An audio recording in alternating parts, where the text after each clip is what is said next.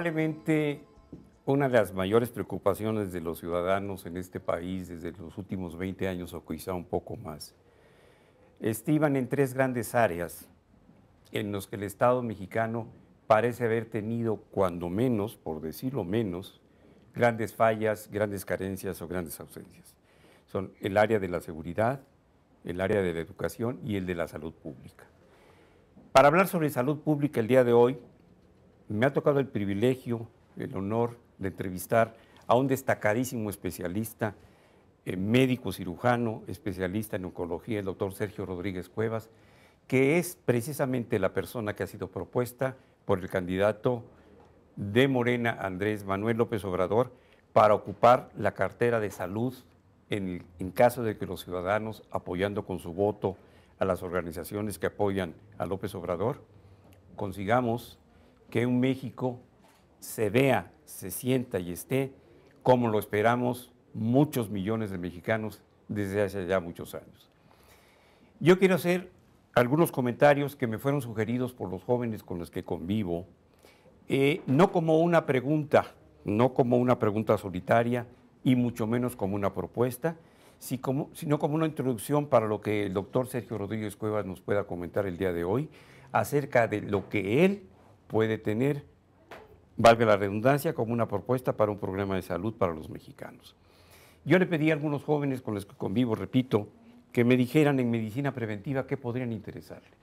Desde luego, una de las cosas que interesa, porque fuimos víctimas millones de mexicanos con una inadecuada información acerca del problema de la llamada gripe aviar hace algunos años, 2 o 3, que costó a la nación una inmensa cantidad de millones de pesos y de recursos y que afectaron severamente no solamente el estado de salud, la tranquilidad o el bienestar de millones de mexicanos con esa falsa información, sino que se hicieron campañas inútiles que favorecieron económicamente a los pequeños grupos que controlan la medicina institucional en México e hicieron notar cómo, además de la ignorancia de la medicina institucional, me refiero incluyendo al que entonces era secretario de Salud, sino que nos hicieron ver cómo en México las instituciones para producir vacunas habían sido desaparecidas desde la época de un gobierno priista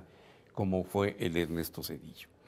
También se preguntan por qué la inexistencia de instituciones de esta naturaleza en México. Quieren saber los jóvenes cuáles son las propuestas para alimentación y nutrición, tomando en consideración que somos un país con un problema severo de sobrepeso, obesidad, diabetes, hipertensión. Quieren saber qué tanto sería factible que a través de una interconexión entre la Secretaría de Educación y la Secretaría de Salud hubiese incremento en los programas de ejercicio físico escolar. La materia de deportes ha sido casi anulada o excluida. Ejercicio dentro de las factorías. En Alemania incluso se está reduciendo el tiempo de trabajo de 8 horas a 6 horas para que 2 horas tenga el empleado o el trabajador. Más tiempo de convivencia, más tiempo de distracción, de hedonismo y de ejercicio. ¿Cómo pudiera realmente hacerse eficaz el control de los medicamentos y de los alimentos llamados chatarra, de los productos milagro? Y me refiero sobre todo en el caso de la medicina a productos milagro que pretenden sanar algunas cosas, no a otros productos milagro que son promocionados con otros intereses. Y la información correcta para definir cuáles son los grupos vulnerables en adicciones y alcoholismo y, por último, en medicina preventiva, piden la información para la educación sexual. En cuanto a medicina existencial, los jóvenes están interesados en saber cómo se puede hacer realmente y si es factible la fusión de los servicios de salud que brinda el Estado mexicano, qué tanto ha resultado o no y qué tanto podrá persistir el Seguro Popular, qué posibilidades hay de tener unidades hospitalarias, de construirlas o aprovechar óptimamente las que tenemos, ver la posibilidad de un programa de objetivos sin programa. ¿Por qué no se ha hecho, a pesar de que hemos tenido inclusive un destacado médico psiquiatra en salud mental, por qué no hacen programas de salud mental comunitaria masivos que han tenido que ser compensados necesariamente por la participación de organizaciones no gubernamentales como son los grupos de autoayuda. ¿Qué pasa con los servicios de geriatría, la ayuda médica para la tercera edad? ¿Cuáles son los conceptos actuales que se deben manejar y proponer para la eutanasia o la eutanasia? Lo que podría ser también muy importante por lo que son los costos brutales de morirse y tener un seguro funerario que fuera patrocinado por el Estado, y cómo podría hacerse una adecuada coordinación entre los servicios de salud estatales o de los gobiernos estatales y de los del Departamento del Distrito Federal. México, doctor Rodríguez Cuevas, ocupa el lugar 61 de 190, según World Health Organization, y Colombia, por ejemplo, ocupa el lugar 20. ¿Qué ha pasado? Necesitamos renovar programas de educación física, menor satanización, por ejemplo, de algunos aspectos de la educación sexual y la medicina preventiva, para evitar, sobre todo, los embarazos no deseados, como es mayor información y accesibilidad. Pongo un ejemplo, la pastilla del día siguiente. Y obviamente, ¿qué se puede hacer para el control a través de la elevación de precios o impuestos a los productos chatarra de cualquier tipo? Esta es una propuesta de jóvenes, son muchas preguntas, pero lo importante aquí es cuáles son sus propuestas, doctor. Bueno, empezaré primero mencionando un poco cuál es el diagnóstico situacional de la población de nuestro país. En primer lugar, tenemos 52 millones de pobres y un porcentaje nada despreciable de este grupo, alrededor de 12 millones, en pobreza alimentaria. Por otra parte, somos el país que tiene el primer lugar en obesidad infantil y, como ya lo mencionó, un porcentaje muy alto de 30% de la población, sobre todo femenina, con obesidad y otro 30% con sobrepeso. Entonces, en ese aspecto tenemos una polarización.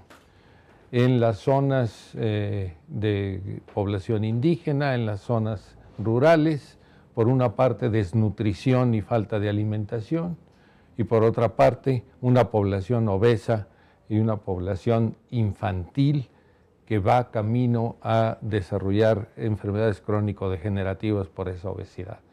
Entonces, así como es este ejemplo, lo mismo sucede con otras enfermedades. En el norte del país, en los estados más desarrollados del centro, las enfermedades como diabetes, como cáncer de mama, predominan, mientras que en el sureste, debido precisamente a esta falta de alimentación, la prevalencia de estas enfermedades es mucho menor. Entonces tenemos muchos Méxicos con problemas muy diferentes. También en estas poblaciones marginadas siguen prevalentes enfermedades de países subdesarrollados, como son las enfermedades infecciosas, la mortalidad materno-infantil, que sigue siendo elevada. No se han logrado alcanzar las metas y los compromisos que estableció México con la Organización Mundial de la Salud, precisamente porque en esas áreas se carece de una atención adecuada. Entonces, se ha hablado mucho de una transición epidemiológica por el envejecimiento de la población, pero aparte de este envejecimiento también tenemos polarización epidemiológica. Y esta polarización se debe precisamente a un déficit muy importante de desarrollo social. Entonces, se nos suman problemas de país rico a problemas de país pobre que inciden en una forma importante en las enfermedades. Además de este tipo de enfermedades, se nos suman ahora las enfermedades en las que incide el estilo de vida. Y aquí tenemos el sedentarismo, tenemos los hábitos, tabaquismo, las adicciones, tenemos la influencia del cambio climático y tenemos también las epidemias como la que ya mencionó de la influenza que tuvimos aquí hace unos años, y que todo esto repercute también en la salud de la población. Debido a las reformas que se hicieron a la ley del Seguro Social, a la ley del ISSSTE, etcétera, se ha generado desde hace 20 o 30 años un déficit de instalaciones y de recursos humanos en la salud. Todas las instituciones de seguridad social están por abajo de los estándares internacionales en cuanto a número de camas hospitalarias por derechohabientes o por habitantes. El número de médicos está por abajo, el número de enfermeras está también por abajo de los índices internacionales, y en este rubro también hay una polarización importante. Mientras las zonas urbanas, y específicamente la Ciudad de México, que es la que tiene mayor cantidad de hospitales y de instalaciones, en las zonas del sureste mexicano y las zonas rurales indígenas, los índices son de los más pobres en toda América Latina. Entonces también tenemos problema de polarización en cuanto a recursos de instalaciones físicas, de tecnología y recursos humanos en la medicina. Entonces, no podemos plantear una misma solución para todo México. Tenemos que independizarlo acorde a la población y acorde a lo que vamos necesitando. ¿Cómo hemos pensado nosotros que podemos nosotros atacar este problema? Se ha orientado la práctica de la medicina en México a la medicina especializada. En la actualidad, todos por esta deformación ya no acudimos a lo que se llama medicina de primer contacto. Prácticamente desapareció de nuestro panorama la imagen del médico familiar. Y entonces, si nos duele la garganta, vamos al otorrino. Si nos sale una gotita de sangre al defecar, queremos ir al proctólogo, ¿verdad? Si tenemos gastritis, tiene que ser el gastroenterólogo, ¿verdad? Entonces, esto ha ocasionado una deformidad porque hay una gran demanda a nivel hospitalario, que de por sí hemos dicho que son insuficientes. ¿Y qué es lo que pasa? Entonces, que tenemos una saturación de los servicios a nivel hospitalario con un diferimiento de la atención. ¿Por qué nos sucede esto?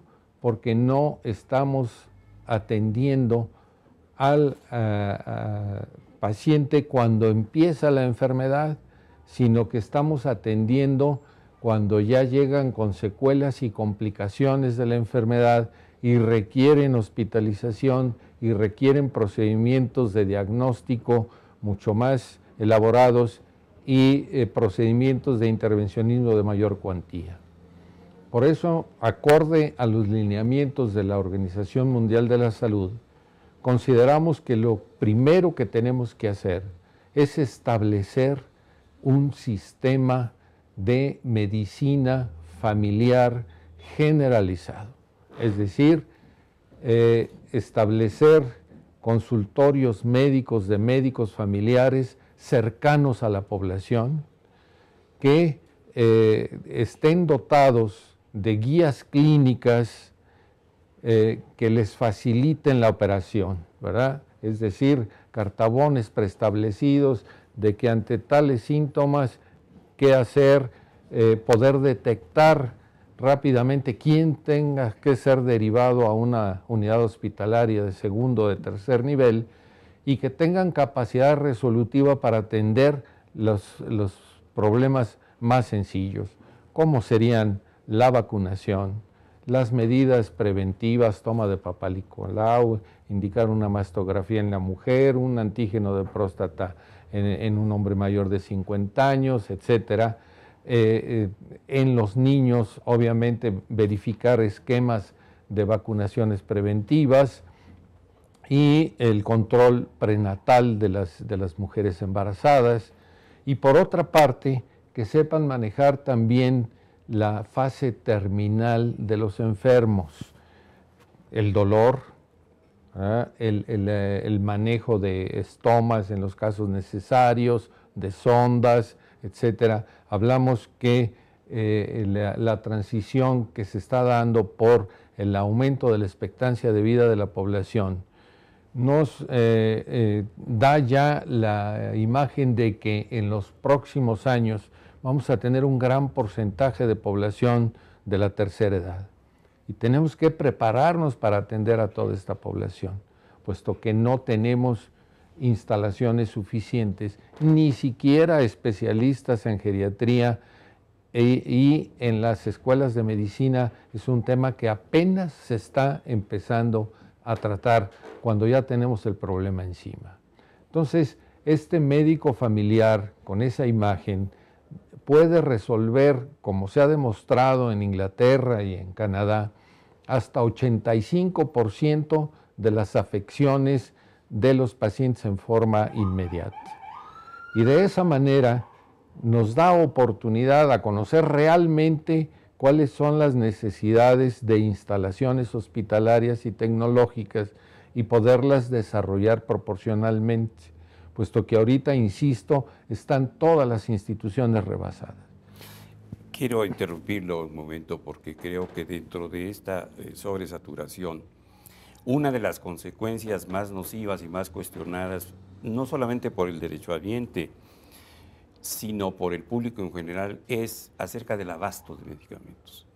¿Hay alguna propuesta en su programa para que en México produzcamos medicamentos genéricos suficientes para que el Estado mexicano distribuya a lo que vaya a ser un sistema de salud generalizado o integrado, y no aquella propuesta de que vamos a darle bonos para medicamentos en determinadas farmacias pertenecientes a grupos familiares, a grupos económicos muy bien establecidos y relacionados incluso con partidos políticos, lo cual a mí me parece una farsa muy cruel cuando se presentan ante el ciudadano.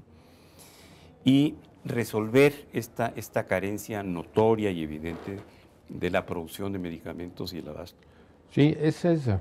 El licenciado López Obrador ha publicado ampliamente que en su administración se van a entregar medicamentos gratuitos a toda la población. Ese es un compromiso de su campaña.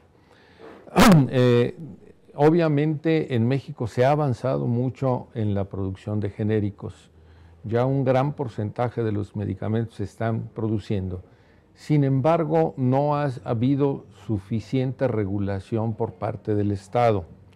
Uno de los objetivos de los medicamentos genéricos es precisamente bajar su costo en una forma importante. Sin embargo, se ha dejado al mercado la definición de las presentaciones de los medicamentos.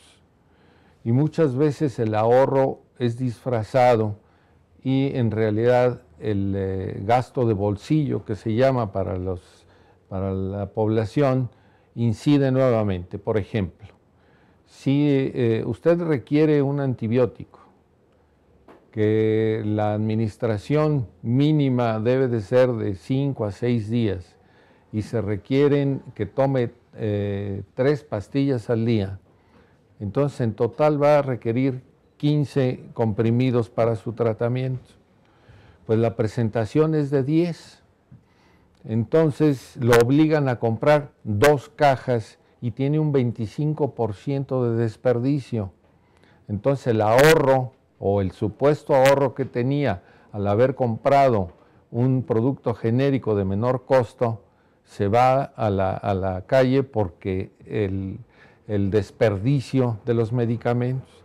Entonces tiene que haber una regulación y una rectoría del Estado para definir cómo son las presentaciones, cómo deben de ser las presentaciones de todos los medicamentos para que realmente vaya a haber un impacto económico de beneficio para la población. Por otra parte, al establecer el uso de genéricos, el Estado tiene la capacidad de negociar en bloque de todas las instituciones del sector salud la adquisición de los medicamentos por licitación. Y obviamente si yo compro como gran mayorista o como único negociante ante la industria farmacéutica, pues podré negociar muchas mejores condiciones de compra. Uno de los grandes problemas es el abastecimiento, ¿verdad? No es tanto la carencia, sino la mala distribución y la falta de oportunidad en la entrega de medicamentos.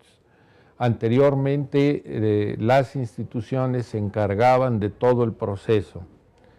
Después, instituciones como el ISSSTE han contratado empresas para que les hagan el mecanismo de distribución pagando una cuota por frasco, digamos, de medicamento, con objeto de mejorar la oportunidad de la distribución y asegurar la presencia del medicamento, la disponibilidad de la presencia del medicamento.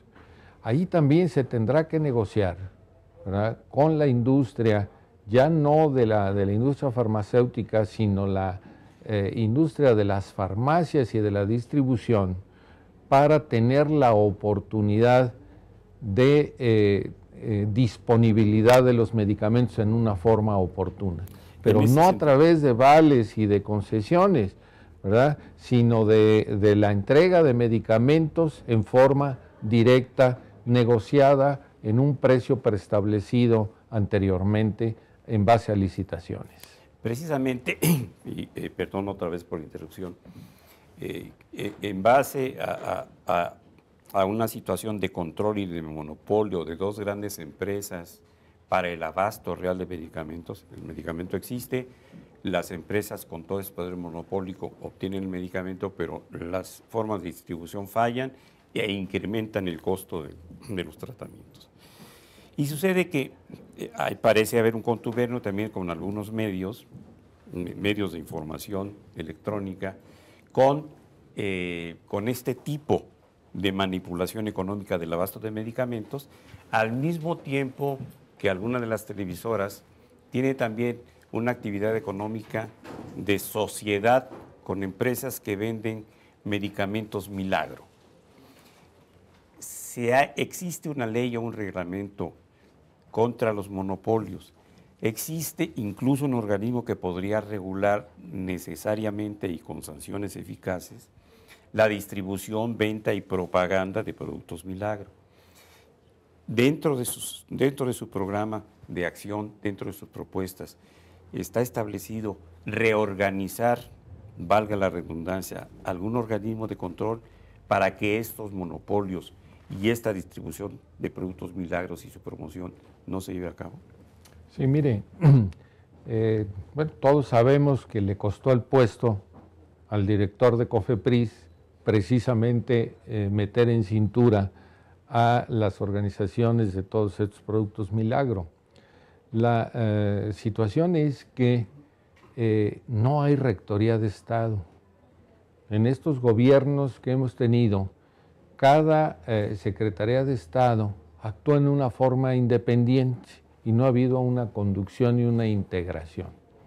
Obviamente que tiene que participar la Secretaría de Economía, tiene que participar la Secretaría de Salud, integrar y tomar decisiones, pero decisiones de Estado que beneficien a la población y no dejar toda la regulación al libre comercio.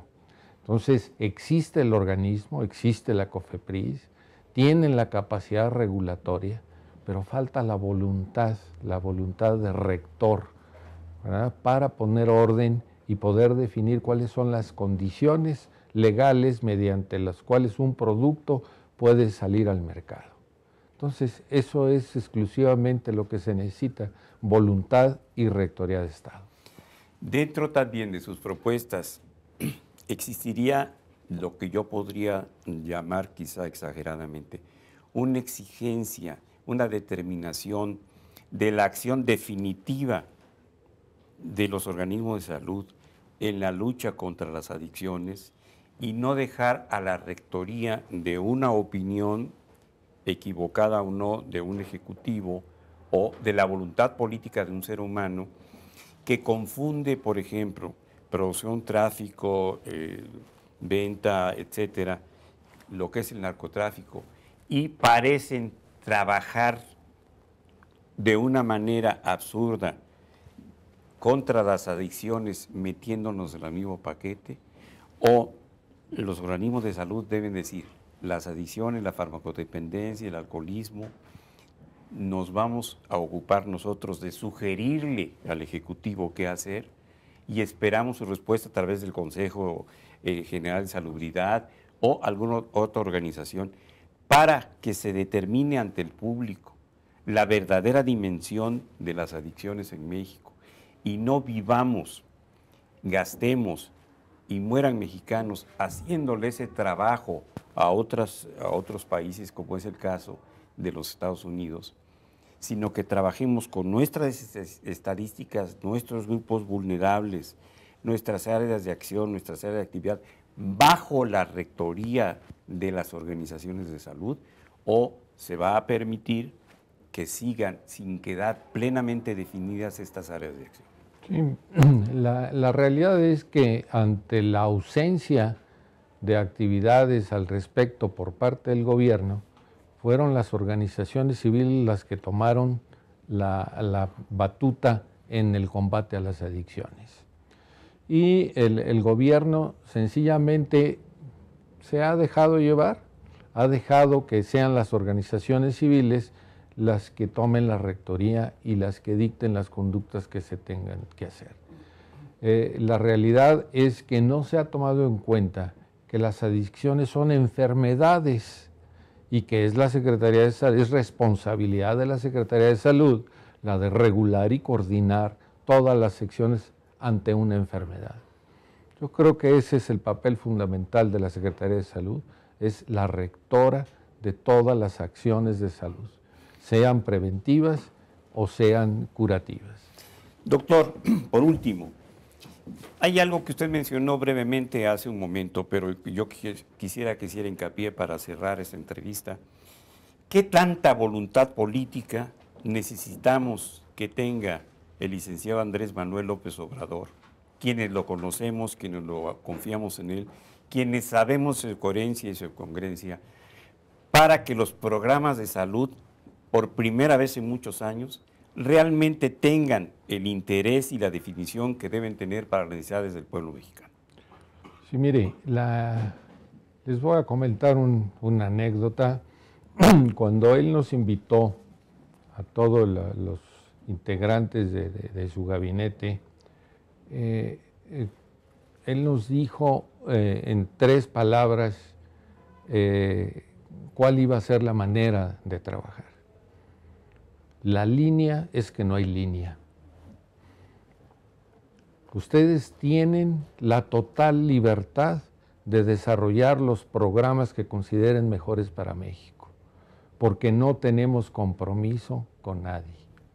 Y esa es la gran ventaja que tenemos ante los adversarios políticos. Me voy a aprovechar de que nos quedan 2 minutos, le voy a hacer una pregunta que puede ser muy difícil y si no la quiere contestar lo entendería yo perfectamente, pero me imagino que dentro de las expectativas de todos los médicos mexicanos y de todos los ciudadanos estaría el conocer si ustedes también, los participantes como miembros del gabinete del licenciado López Obrador, también ya tienen su mini gabinete integrado, porque obviamente aquí, como en todas las áreas de acción del Estado, ojalá, y esto lo espero yo de todo corazón, usted haya escogido a los mejores especialistas en salud pública en sus ramos, para que no solamente sea este gabinete de excelencia que presenta Andrés Manuel, sino que una Secretaría de Estado como la de usted realmente esté representada por lo mejor de la medicina en México. Y no tener un administrador o el hijo de la Bacardí o alguna otra persona, curiosamente, dirigiendo o como titular una Secretaría de Estado cuando ni siquiera tiene un título de médico. Mire, yo le voy a contestar, es una pregunta que me hizo un amigo mío hace unos días.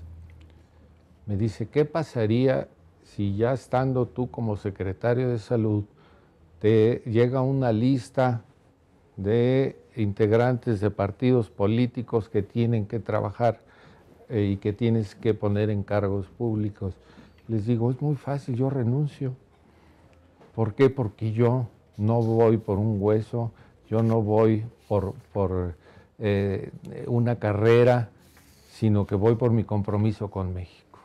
Yo no aceptaría de ninguna manera una imposición y precisamente todos los integrantes aceptamos porque nos dijeron que no había ningún compromiso con nadie.